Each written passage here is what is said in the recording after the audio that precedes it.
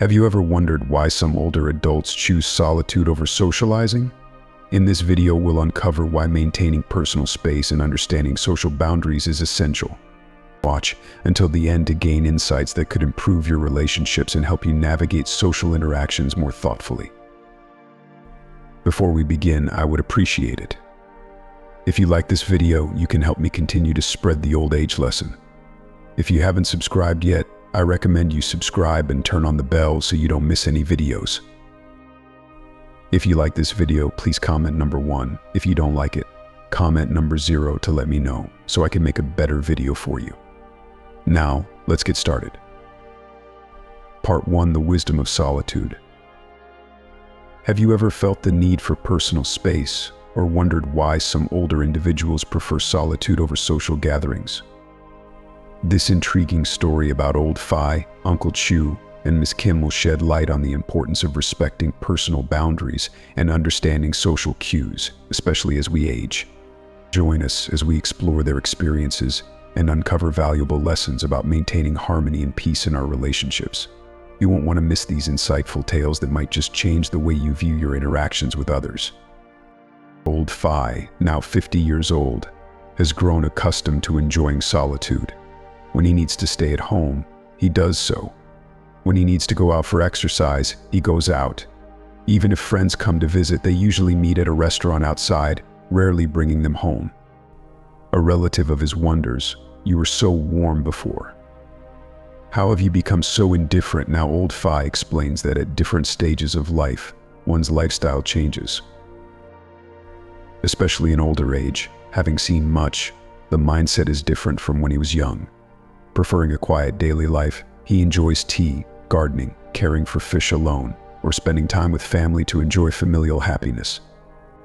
Gradually, he has distanced himself from socializing. His relationships with friends are no longer as close as they were in his youth because those who seem to come and go frequently are often not true friends. Rather than being hypocritically polite, he finds it better to enjoy the freshness and freedom of solitude. Most elderly people's lives follow a similar pattern. They develop their rhythm and habits. In old age, many people are also unwilling to visit others' homes easily because they feel that things are not as easygoing and it's not very convenient at others' homes. Sometimes, visiting can bring some trouble to oneself. Therefore, they try to visit others' homes as little as possible. The main reasons are the following aspects. 1. Visiting is a form of disturbance.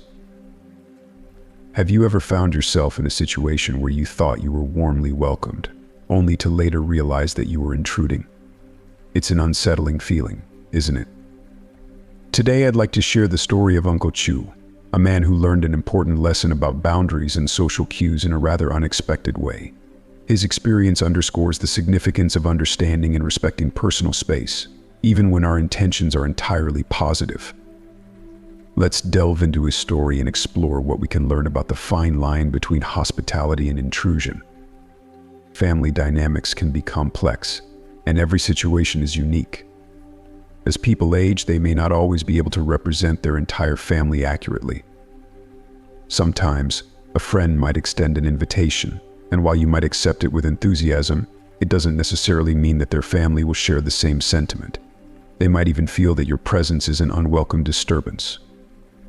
Uncle Chu, who lives next door, once admitted, "I tend to be careless and not always attentive to how others might feel."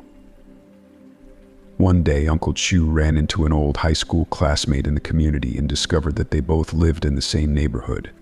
Naturally, he was thrilled to reconnect with someone from his youth. The classmate invited Uncle Chu over for some food and drinks. Since Uncle Chu enjoyed a good drink but had few friends to share this hobby with, he was particularly excited about this opportunity to visit his classmates regularly on weekends. Eager to reciprocate the hospitality, Uncle Chu brought a few dishes each time he visited. However, the classmate's wife seemed to react with a degree of discomfort upon his arrival. Despite this, Uncle Chu didn't think much of it, enjoyed the drinks, and went home. Over the following weeks, Uncle Chu continued to visit his friend for drinks every few days. It wasn't until after several visits that the classmate finally spoke up, saying, "You come over every weekend to drink. and my wife and children are starting to feel that their lives are being disturbed." At that moment, Uncle Chu realized that the initial invitation might have been more of a polite gesture rather than a genuine invitation to visit frequently. His genuine enthusiasm for reconnecting with an old friend led him to misinterpret a courteous offer as an open-ended welcome. This misunderstanding resulted in discomfort for his friend's family, highlighting the importance of recognizing and respecting the unspoken boundaries that govern personal relationships. The key takeaway here is the need to be considerate and perceptive in our interactions. While it's wonderful to reconnect with old friends and forge new connections, we must always be aware of how our actions affect others, particularly when we're entering their private spaces. Hospitality can sometimes be more about polite formality than an earnest invitation. It's essential to be attentive to social cues and communicate openly to ensure that our presence is genuinely appreciated. In a broader sense, Uncle Chu's experience serves as a reminder to practice empathy and awareness in all our social interactions. By doing so, we can cultivate more respectful and harmonious relationships. It's not just about our intentions, but also about how they are perceived by others. Let's strive to be more mindful and considerate, ensuring that our presence is always a welcome one. If you are still watching this video and finding these lessons useful, please comment number 1 below to let me know that you are still watching this video with me. 2. Frequent visits can cause trouble. Have you ever found yourself in a situation where a seemingly innocuous comment quickly spiraled into a major misunderstanding? Or perhaps you've witnessed how a few careless words can create a significant rift between friends or family members who were once close. Such scenarios underscore the delicate nature of communication and how easily things can go awry. The story of Miss Kim, an elderly woman who relishes socializing with her neighbors, serves as a poignant example of how a casual remark can drastically alter one's life. This narrative serves as a powerful reminder of the necessity to tread carefully with our words and to strike a harmonious balance in our social interactions. Let us delve into Miss Kim's experience and explore the crucial lessons it imparts.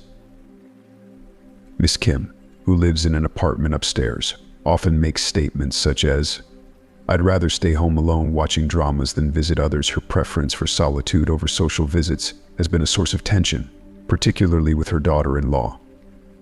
Due to frequent disagreements related to visits, her son has reprimanded her sharply. Despite her vibrant enthusiasm, Miss Kim's social engagements have led to complications. Since her retirement, she has embraced community activities with gusto, including dancing in the local square with a group of ladies from her neighborhood. On rainy days, they take turns visiting each other's homes to chat and share meals. One day, during a gathering at Chia's house, the conversation turned to the subject of relationships with daughters-in-law. Miss Kim, contributing to the discussion, made an offhand comment about her daughter-in-law. She remarked on her daughter-in-law's perceived lack of initiative in managing the household and mentioned that marrying an only child had its drawbacks, as it often led to a certain level of indulgence. Although her intention was merely to engage in casual conversation, her remark somehow found its way to her daughter-in-law. This comment was interpreted as an indication of Miss Kim's deep dissatisfaction with her daughter-in-law and a belief that her daughter-in-law had married above her station, living together with her son and daughter-in-law. Miss Kim found the situation increasingly uncomfortable. She wished to clarify her statement, but her daughter-in-law's frosty demeanor and her son's admonitions about gossiping created a barrier. This experience left Miss Kim feeling disillusioned with the idea of frequent social visits. She concluded that it was preferable to enjoy communal activities like dancing, avoid discussing with others, and return home without getting too involved in potentially contentious matters. She realized that excessive talking could easily lead to misinterpretations. Effective communication is integral to our daily interactions, but it can also be a source of discord if not approached with care. Miss Kim's story illustrates the importance of being cautious with our words, especially in frequent social settings. Here are several reasons why this caution is crucial. 1. Words can be misunderstood or misinterpreted when engaging in frequent conversation. There is an increased risk of saying something that might be misconstrued. In Miss Kim's case, her seemingly innocuous comment about her daughter-in-law was taken out of context and led to significant misunderstandings. This situation resulted in heightened tension and conflict within her family, which might have been avoided through more considerate communication. 2. Gossiping and negative talk can damage relationships. Trust and respect are fundamental to maintaining strong relationships in many cultures, including American society. Ms. Kim's comments about her daughter-in-law were perceived as gossip and contributed to a breach of trust, creating a rift between them. This situation highlights how negative remarks can undermine relationships, emphasizing the importance of thinking before speaking, particularly on sensitive topics. 3. Balancing social interactions for personal peace. While socializing and having friends are important aspects of life, establishing boundaries is equally essential. Ms. Kim recognized that spending time alone, engaging in activities like watching dramas, was preferable to becoming entangled in neighborhood gossip. Maintaining this balance helps avoid unnecessary drama and fosters a simpler, more peaceful life. 4. Fostering a harmonious community. By focusing on positive conversations and refraining from spreading rumors or negative comments, individuals contribute to a more supportive and positive community environment. This approach benefits everyone involved, nurturing good relationships and a sense of collective well-being. In summary, being mindful of our words and the frequency of our social interactions is of paramount importance. It helps prevent misunderstandings, preserves relationships, maintains personal tranquility, and promotes a positive communal atmosphere. Ms. Kim's experience serves as a valuable lesson in the art of careful communication and its profound impact on our lives. 3. Different economic conditions can cause psychological imbalance. In the modern, fast-paced world, the pursuit of living independently and minimizing unnecessary social interactions has gained considerable significance. This shift can be attributed to the stark economic disparities that exist among families, even within the same community. When families of varying economic statuses frequently visit one another, it often leads to complex emotions such as feelings of inferiority and jealousy. For instance, the more affluent family might inadvertently display their wealth and success, creating an environment where the less financially secure family feels uncomfortable or inadequate. These comparative situations can instigate a psychological divide, burdening individuals with mental stress and disrupting their peace of mind. Thus, choosing a lifestyle that emphasizes independence can help mitigate these harmful comparisons and foster emotional well-being. Every family operates within its own unique set of circumstances and challenges. Therefore, it is crucial to focus on one's personal life rather than incessantly measuring oneself against others. This approach not only helps in preserving inner peace, but also in avoiding the mental strain associated with envy and jealousy. Furthermore, the demands of contemporary life have become increasingly strenuous. Many people find themselves so caught up in their daily responsibilities that they lack the time and energy for meaningful social interactions.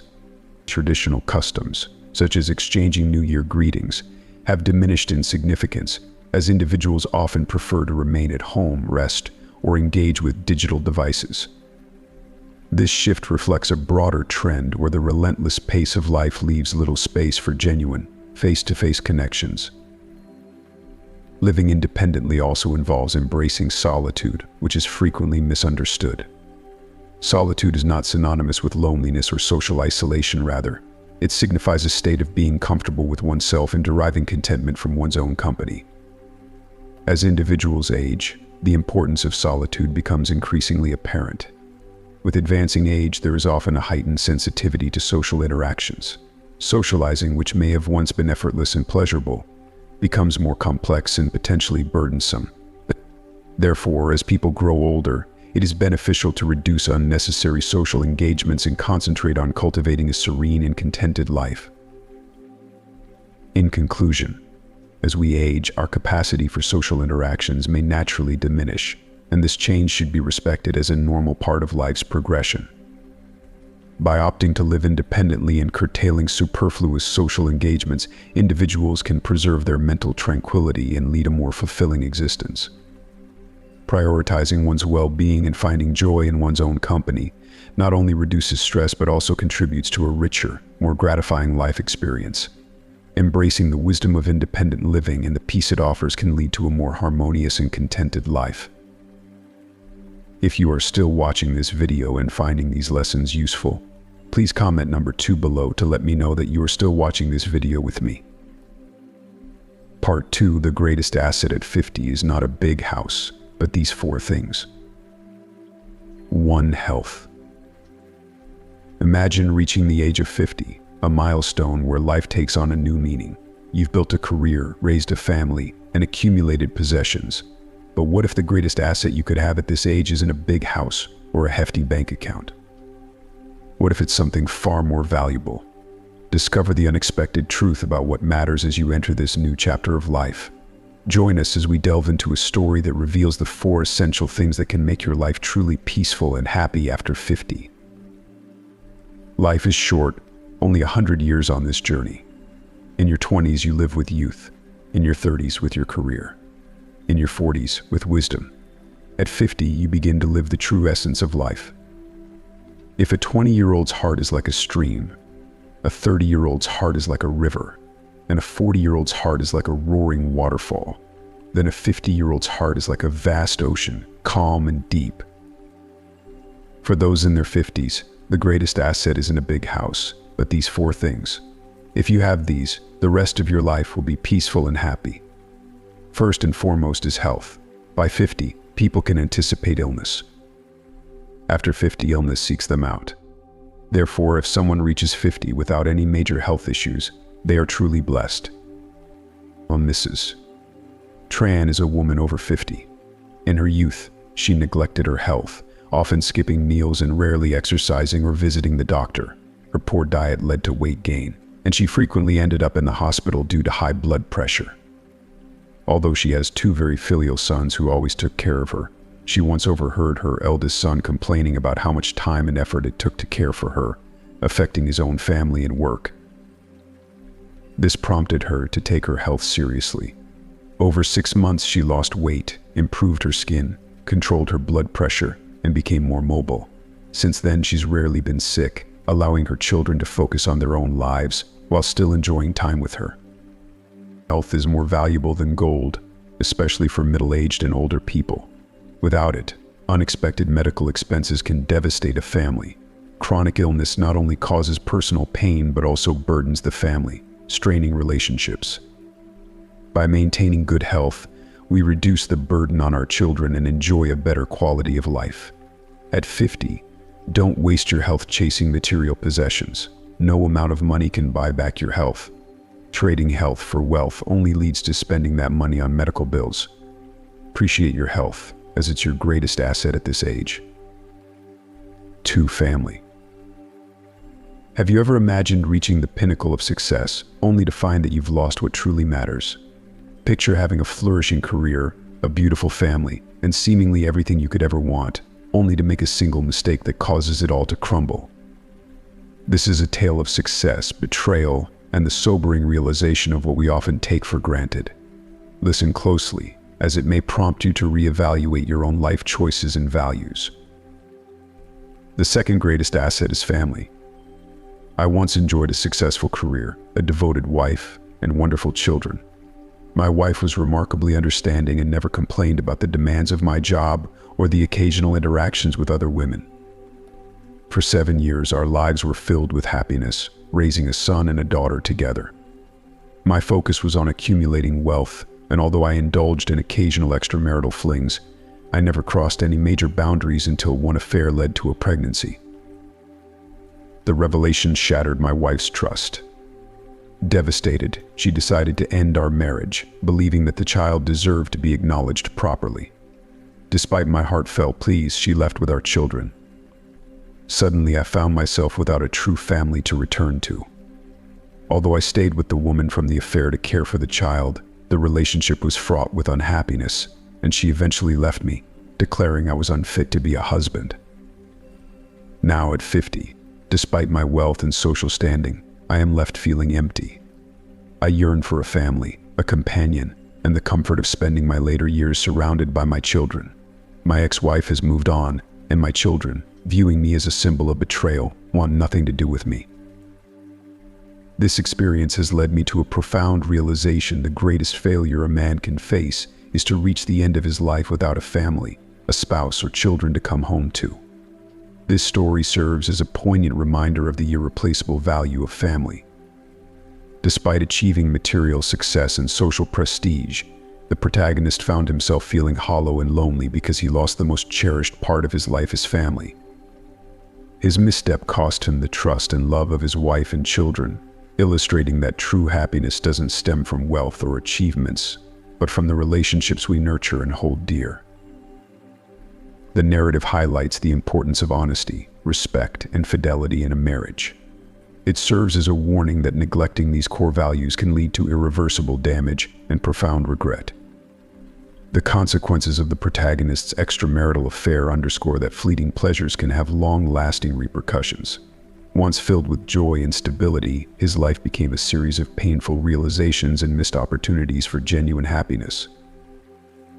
As he entered his 50s, his longing for a loving home grew even more intense, emphasizing how essential family is for emotional well-being and happiness, particularly in later years.